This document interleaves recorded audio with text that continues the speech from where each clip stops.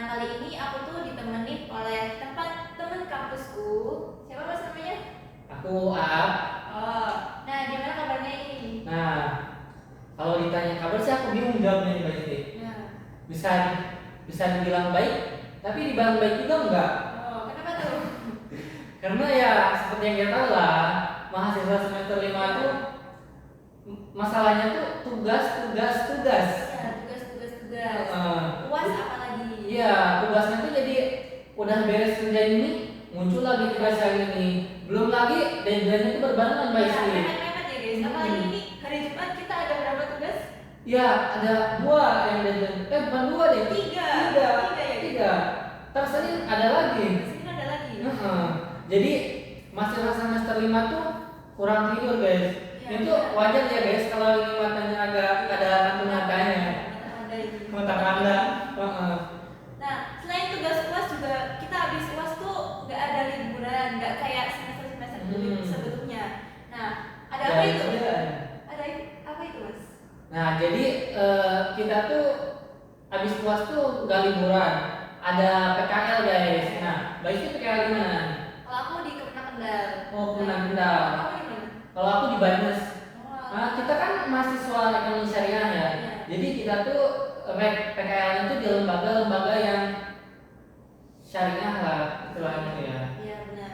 Tapi aku maunya sih di bank syariah ya guys. Tapi mungkin karena aku udah ngajuin di sana sama belum belum tahu prosesnya gimana ngajuinnya karena nggak punya kenalan juga guys di Ya, sana. harus ada orang dalam gitu. Heeh. Benar. Nah ngomong-ngomong nih Mbak Isti, nah aku kan diundang ke podcast Mbak Isti nih. Iya. Nah kita tuh mau ngebahas apa sih? Bahas yang viral-viral atau apa? Yang viral-viral tentunya. Wih, apa tuh yang viral-viral? Yang tentang Agus guys. Nah, Mbak Isti habis mulu ya. Iya. Nah, Mbak Isti kan kita tuh mahasiswa ekonomi syariah ya. Nah, pasti kita tuh tidak akan jauh dari apa namanya tuh yang namanya akuntansi, Uang. terus perbankan juga. Nah, ngomong-ngomong tentang perbankan, ada loh berita yang viral baru-baru ini tentang perbankan. Tahu nggak Mbak Isti berita apa? Jangan bilang Agus lagi. Iya. Kenapa Mbak Isti ya Agus mulu dari Iya, kemarin? gimana ya? FYP TikToknya itu semua guys. Jadi aku cuma baca sekilas sama lihat di muncul sih di FYP-nya gitu ya.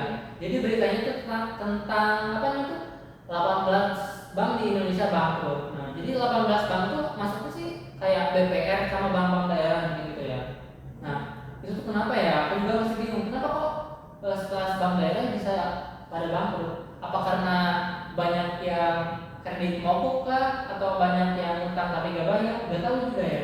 Aku belum mendalami sih. Tapi kita kayaknya nggak bakal bahas kasus itu ya guys. Iya. Nah kita akan bahas kasus apa nih? Kasus apa? Bank Century. Nah kasus Bank Century ini kasus lama gak sih Mbak Isti? Iya, lama. Kok masa lalu mau dibahas kembali sih Mbak Isti?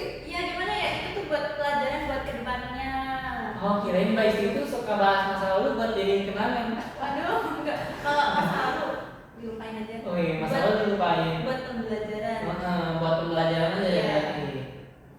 Jadi gini Mbak Isti. Nah Bank Century itu kasusnya itu jadi kasus paling kontroversial di 2008. Nah, kira-kira tahun segitu kita masih apa ya? Masih unyu-unyu gak sih? Iya. Kita masih umur 4 tahun ya? Iya, masih 4 tahun. Kayaknya masih TK atau PAUD ya? Aku belum sekolah itu berarti. Wah, kayaknya aku pas itu tuh masih PAUD ya? Masih unyu-unyu. Oh, di aku nggak ada PAUD. Oh. Langsung TK itu. Di daerah aku gak ada PAUD? Nggak ada. Oh, di daerah aku ada PAUD baru TK gitu. Langsung masuk aja ya. Kita jadi kebanyakan bahasa basi guys ini. Langsung ya guys. Jadi Bank Century ini tuh bank yang didirikan di tahun 1989. Nah, awalnya tuh bank itu jadi bank umum. Nah, tapi di sekitar tahun 2000-an bank itu mengalami masalah keuangan. Tapi puncaknya tuh kalau nggak salah di 2008 Mbak Isti. Nah, 2008 tuh bank itu mengalami masalah likuiditas dan juga kredit macet. Nah, selain masalah tadi, krisisnya tuh makin diperparah dengan krisis keuangan di tahun 2008. Nah, Mbak Isti tahu nggak krisis keuangan itu? Apa itu? Seperti apa itu? Jadi krisis keuangan di tahun 2008 itu merupakan krisis yang bermula dari Amerika, di mana ini tuh asalnya tuh kalau nggak salah dari krisis perumahan gitu, atau kredit macet gitu ya. Bank tuh ngasih pembiayaan untuk orang-orang yang ingin mengkredit rumah.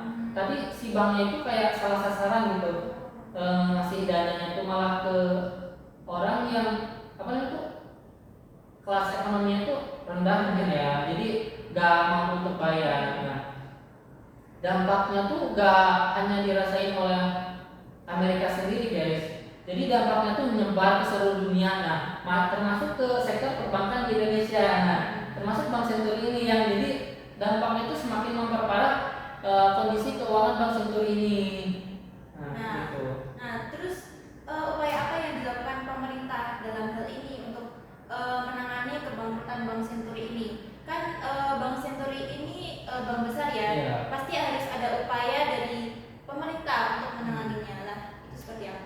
Jadi pemerintah tuh melakukan intervensi untuk mencegah bank ini bangkrut, karena pemerintah tuh takut kalau bank ini bangkrut itu akan mempunyai dampak yang sistemik.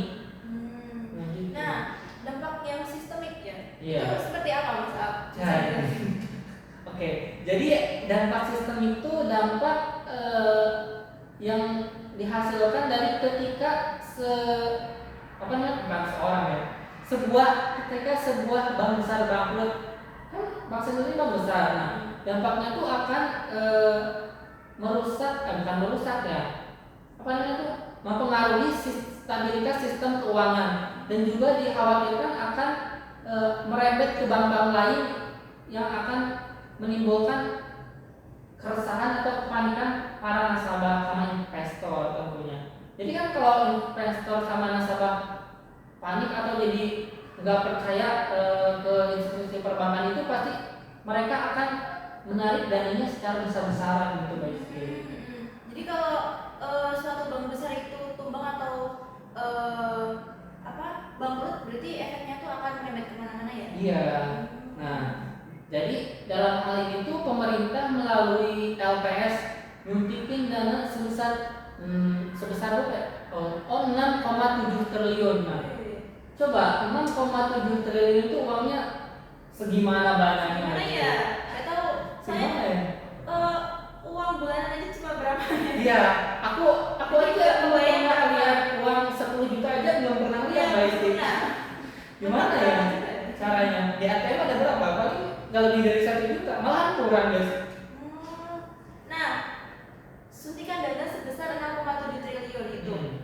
Nah, dengan suntikan dana yang besar ini apakah tidak menimbulkan kontroversi atau sebagainya gitu? Nah, tentunya kan dana yang besar ini 6,7 triliun. Pastinya orang-orang tuh mempertanyakan dong, kok bisa sih dananya tuh besar banget? Nah, kayak beberapa orang tuh melakukan penyelidikan. Nah, hasilnya tuh ditemuin bahwa adanya diindikasikan adanya kasus korupsi dan juga penyalahgunaan wewenang guys. Jadi kasus ini semakin besar semakin banyak diberitakan gitu. Walah, jadi adanya dugaan kasus korupsi ya.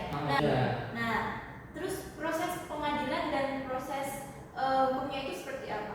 Jadi ya guys, di tahun 2013 KPK tuh ngambil alih kasus ini. Nah, KPK tuh ngefokusin dengan adanya dugaan penyalahgunaan wewenang dan juga kekuasaan. Nah, dan juga di tahun 2014 sampai 2015 vonis dan juga pengadilannya itu dilakukan. Nah, beberapa mantan pejabat Bank Indonesia dan juga Kementerian Keuangan mulai diadili. Nah, salah satu dari kasus yang paling banyak disorot oleh media yaitu kasusnya Budi Mulya. Nah, Budi Mulya ini merupakan mantan Deputi Gubernur Bank Indonesia pada saat itu. Nah, beliau itu dijatuhi hukuman 10 tahun penjara atas keterlibatan beliau dari kasus ini. Oh alah, terus ini kan kasus yang besar. Yeah. Tentunya tuh tidak dilakukan oleh perorangan. Nggak mungkin ya, sama satu orang doang. Ya, nggak mungkin. Nah, pastinya melibatkan banyak pihak. Nah, selain Budi Mulya, itu tokoh yang lain siapa aja? Nah, aku sebutin 2 tokoh aja ya. Jadi kita kebanyakan ya, kita kepanjang. Jadi yang pertama tuh ada Robert Tantular. beliau ini merupakan pemegang saham mayoritas atau pemegang saham terbanyak di Bank Senturi ini. Nah, beliau ini di apa namanya itu bukan digugat ya, bukan itu tuh. Iya benar. Beliau ini dinyatakan bersalah atas beberapa kejahatan finansialnya. Yang pertama itu karena penyelewengan dana.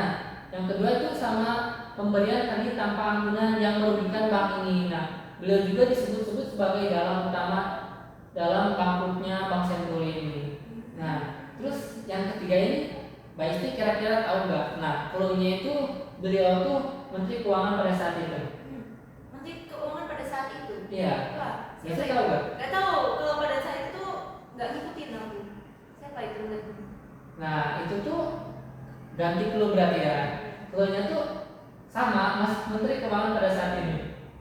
Pasti nggak mungkin Mbak Isti nggak tahu kalau itu. Oh, kalau itu tahu. Kalau sekarang tuh Bu Sri Mulyani. Iya, Bu Sri Mulyani. Jadi beliau itu juga banyak dikaitkan dengan kasus ini. Karena kan beliau tuh dulu Menteri Keuangan. Nah, kan yang memberikan saran untuk menggelontorin dana tuh lembaga-lembaga seperti Bank Indonesia dan juga Menteri Keuangan. Nah, banyak media yang menyoroti Kementerian Keuangan pada saat itu yang di bawah pengawasan beliau gitu. Jadi beliau juga banyak terseret dari kasus ini. Ternyata banyak banget ya guys yang terlibat dari lembaga pemerintahan maupun dari internal Bank Senturi. Nah, jadi kan kasus Bank Senturi itu kasus yang besar.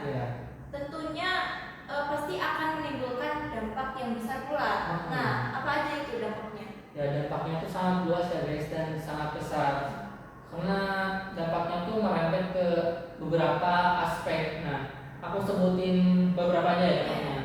Jadi yang pertama itu dampaknya ada krisis kepercayaan. Nah, jadi banyak nasabah dan juga investor yang mulai melakukan stabilitas bank-bank lain. Nah, karena kan tadi ada dampak sistemik dari bangkrutan bank ini tuh. Nah, meskipun dampak sistemik ini bisa dicegah.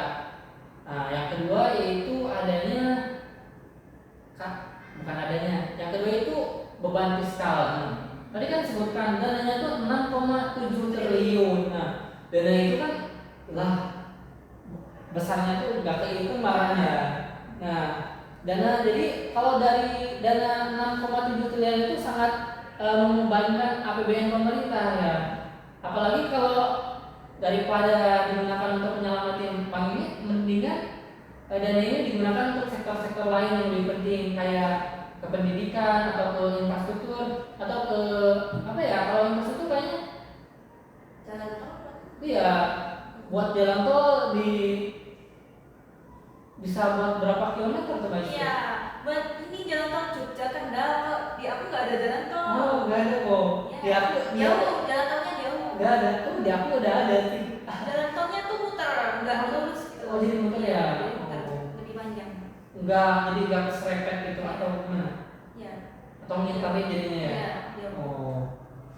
Dan yang terakhir yaitu ada, nah aku tanya dulu guys, tahu nggak di 2014 itu ada apa? 2014. Iya. Pemilu nggak sih? Iya benar, pemilu.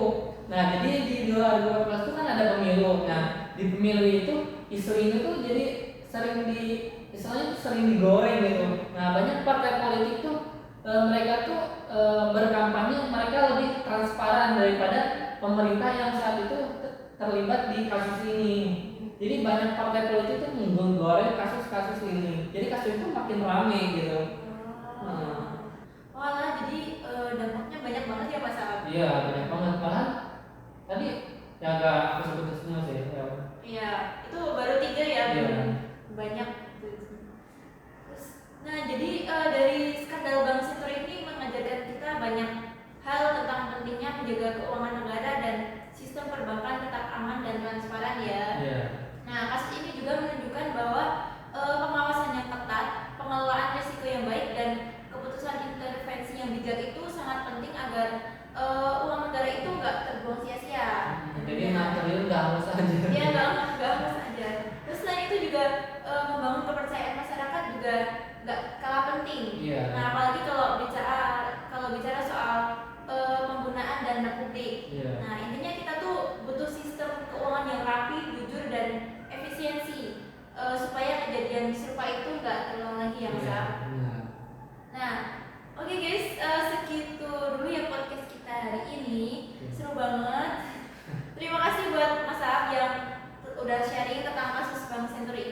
udah menyempatkan waktunya walaupun sedang sibuk ya guys. Oh, nggak apa-apa Mbak Istri, untuk Mbak Istri saya sempatkan waktu. Oh, ya. Itu Mbak Istri langsung merah guys.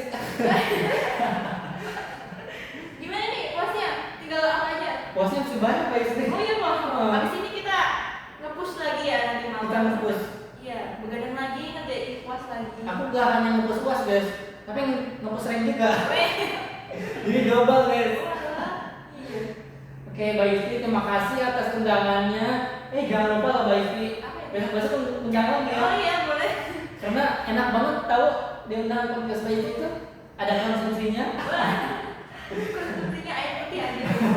Mana nih air putih? Kok nggak ada? Ya seru banget ya guys. Iya. Terus naik apa ini ke sini? Naik kaki Mbak Istri, Naik kaki. soalnya dekat. Oh iya. Hati-hati ya di jalan. Terima Iya. kasih banyak. Terus Baik. terima kasih juga buat kalian yang udah dengerin sampai akhir. Terima kasih banyak. Terus Mbak Istri, ada yang lupa? apa ini? Apa namanya itu? Oh iya, jangan lupa Apa? subscribe, Like and comment. Kan guys, kalau ada pertanyaan komen aja di bawah, ntar pasti dijawab kok sama Mbak Istri. Iya, dibantu juga Mas Aap. Ya ntar aku di calling pasti ya. Iya. Oke guys, sampai jumpa di podcast selanjutnya. Wassalamualaikum warahmatullahi wabarakatuh.